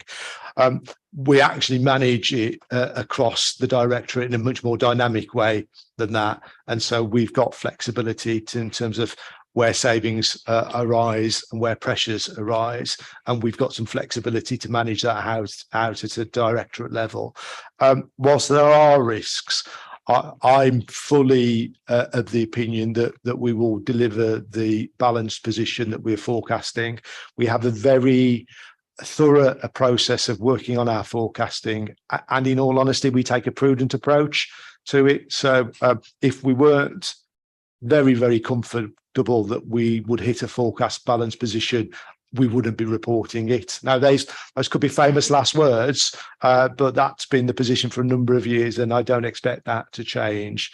We do keep a very, very tight sort of control on expenditure, and we do have levers that we can pull. In relation to the effect on staff leaving, and yeah, we're live to that, and we, as I say, the conversations will be with our trade unions about how we can manage that. I think it is fair to say that whilst £822,000 of staffing reductions we think is a manageable situation, I wouldn't want to suggest that won't be without impact. There will be impact. You couldn't lose 20 staff without there being some impact. And what we have to do is, when we've worked through the detail, is put in place mitigation to make sure that what we're asking retained staff to do is still doable. Now, that might be about having a conversation about whether there are any areas where we can reduce the level of service or do something differently and much more efficient than we may have been doing it previously. We overlay that, though, with the issue about the particular sensitivities that may exist. And as I've already suggested, you know, we wouldn't be thinking of taking any resource out of development management in planning, because we know there's a pressure there. And so we'll apply some intelligence to that. We're not just going to get drawn by the numbers, I think is probably the way to express it, that the numbers will be a starting point, and then we'll apply knowledge and expertise of the services and what they deliver over and above that. The vacancy factor is in addition to the 822,000.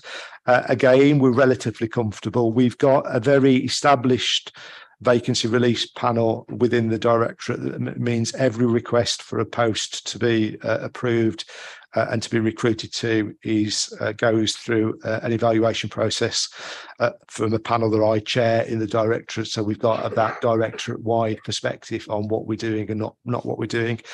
Unsurprisingly, where posts are externally funded, they're automatically approved, or they're as almost automatically approved as the system allows us to do. Where we have got staff costs and roles that are charged to capital, or there are major schemes, then we take a differential approach to how we look at those. And that, again, is relatively dynamic, and we look at those on a case-by-case basis. Every request has to be supported by a pro forma that sets out a number of questions and a number of challenges as to why that post needs to get delivered. We do have a few areas where we have some issues in terms of there being a bit of a difficulty in retaining staff, and planning is one of those areas, which is one of the reasons why we're taking a differential approach to planning. Other than that, we don't really seem to have a particular problem. Our problem is probably more of a retention problem. Our problem is probably more about keeping good staff within the directorate, because the private sector currently is, to be honest, is making offers to council staff that are far, far in excess of what the council's pay and grading allows us to try to match. So our challenge is retention, but we don't really have much of a problem outside a couple of limited areas where we aren't able to backfill, but undoubtedly we backfill with someone of less experience. That in itself, though, isn't automatically a bad thing, because the churn of staff gives opportunity, gives growth, gives development potential for staff. And I think we do see that happens quite a lot in the directorate. And so, staff will get opportunities that they may not have got otherwise, and if staff weren't leaving us. I don't know whether Martin wants to add anything. Just very quickly on the retention, I think there is that aspect in terms of the professions. Civil engineers, chartered surveyors, planners at the experienced end, where because there's been demand in the private sector, and that they will work with council officers on key projects, see how good they are, and then there are instances where they then get recruited on salaries that are substantially above our pay scales. If I could just add that we are actively trying to grow our own though as well, and particularly in planning, using the COVID money that we were allocated to bring on new planning officers just out of university. And yes, they won't have the experience, but they'll never get the experience if we don't give it to them. So, and I think that's really positive as well. Thanks very much, Helen, Phil and Martin.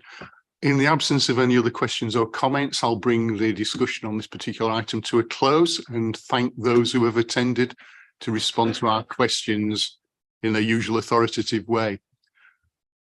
Final agenda item is the work schedule, and obviously this is always an item for noting unless anyone's got any questions or observations to make on it. If not, then it remains for me only to thank you for your attendance and your contributions. I'll see you